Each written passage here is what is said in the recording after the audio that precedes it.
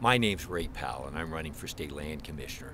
The Land Commissioner looks after 13 million acres of land and hundreds of billions of dollars of resources and a $13 billion permanent fund.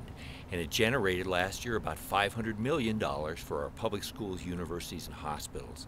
It's an important office, and it's one that I did for 10 years, from 1993 to 2002. We did a great job there. We were recognized for being one of the best offices in the country.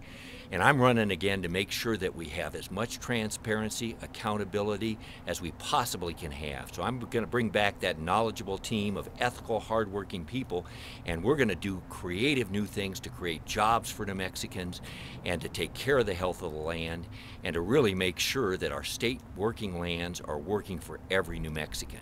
And of course, a lot of people have been talking about maybe tapping the state's permanent fund, which generates revenue off of state lands, to fund education. What are your thoughts on that? Well, that permanent fund is based on what we take out of the ground, the oil and the gas and the potash, and it puts money in a permanent fund to supply revenues for school kids and for hospitals and for universities when those resources are long gone.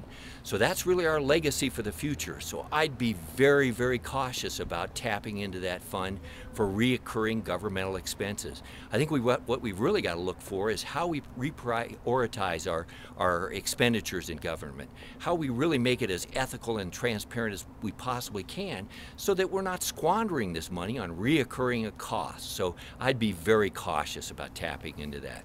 And then you've had experience, 10 years in the office before.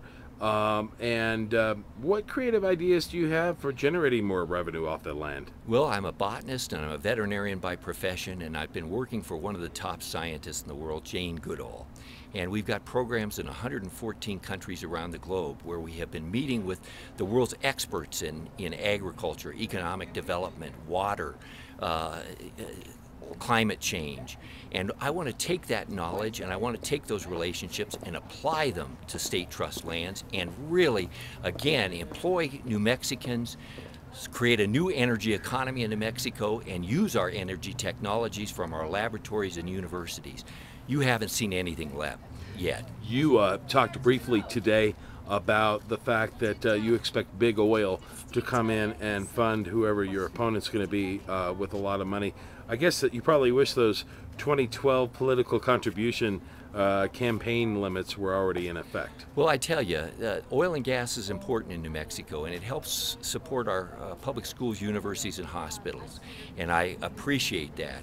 When I was land commissioner in the past, I audited 16 global oil and gas companies, and we collected an additional $140 million for our school kids. I'm just asking the oil and gas companies to pay their fair share and take care of the health of our land so that we've got a healthy land for future generations.